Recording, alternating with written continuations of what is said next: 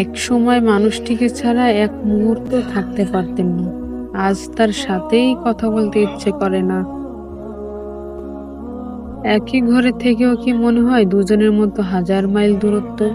তাহলে এই ভিডিওটি আপনার জন্য, কারণ আজ আমরা জানবো ইসলামের আলোকে কিভাবে স্বামী স্ত্রীর মধ্যে ভালোবাসা ও সম্পর্ক আবারও মজবুত করা যায়। বিসমিল্লাহির রহমানির রহিম। প্রিয় দর্শক, বর্তমান সময়ে অনেক স্বামী স্ত্রী একই ছাদের নিচে থাকলেও তাদের হৃদয়ের মধ্যে দূরত্ব তৈরি হয়ে যায়। এর প্রধান কারণ হলো ভুল বুঝাবুঝি, অহংকার, সময় না দেওয়া এবং আল্লাহর স্মরণ থেকে দূরে সরে যাওয়া।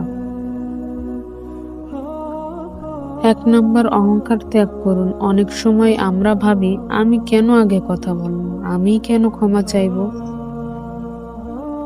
এই অহংকারী সম্পর্ককে নষ্ট করে দেয়। মনে রাখবেন, যে ব্যক্তি আল্লাহর সন্তুষ্টির জন্য নিজের অহংকার ছেড়ে দেয়, আল্লাহ তার মর্যাদা বাড়িয়ে দেন। ২ নম্বর, কৃতজ্ঞতা প্রকাশ করুন। স্বামী হোক বা স্ত্রী, সবাই প্রশংসা শুনতে ভালোবাসে। একটি ছোট্ট ধন্যবাদ, তুমি অনেক কষ্ট করছো, আল্লাহ তোমাকে উত্তম প্রতিদান দিন, এই কথাগুলো সম্পর্ককে নতুন প্রাণ দিতে পারে। ৩ নম্বর, অন্যর সাথে তুলনা করবেন না। অমুকের স্বামী এমন, অমুকের স্ত্রী তেমন। এই তুলনা সম্পর্কের বিষ। প্রত্যেক মানুষের গুণ ও দুর্বলতা আলাদা, তাই নিজের জীবনসঙ্গীর ভালো দিকগুলো দেখার চেষ্টা করুন। ৪ নম্বর, গোপন বিষয় প্রকাশ করবেন না। স্বামী স্ত্রীর মাঝে যা ঘটে তা অন্যদের কাছে বলা উচিত নয়।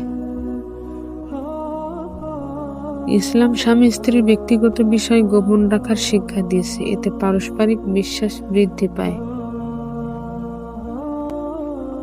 ৫ নম্বর, ছোট্ট ছোট্ট উপহার দিন। রাসূলুল্লাহ সাল্লাল্লাহু আলাইহি ওয়াসাল্লাম বলেছেন, তোমরা পরস্পর উপহার বিনিময় করো, এতে ভালোবাসা বৃদ্ধি পাবে।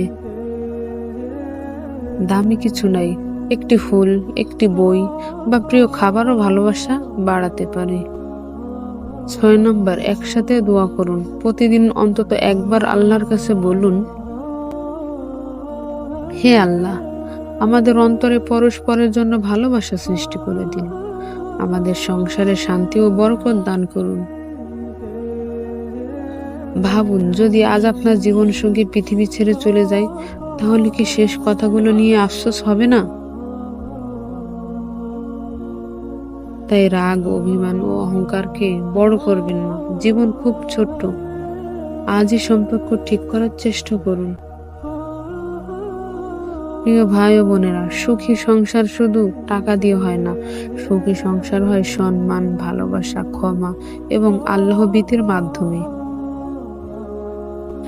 যদি আপনার স্বামী বা স্ত্রীর সাথে কোনো মনোমালিন্য থাকে, তাহলে আজই একটি সুন্দর কথা বলুন। হয়তো সেই একটি কথাই আবার আপনার সম্পর্ককে আগের মতো করে তুলবে। ভিডিওটি ভালো লাগলে লাইক, কমেন্ট ও শেয়ার করুন। কমেন্টে লিখুন, আল্লাহ আমাদের সংসারে শান্তি দান করুন। আমিন।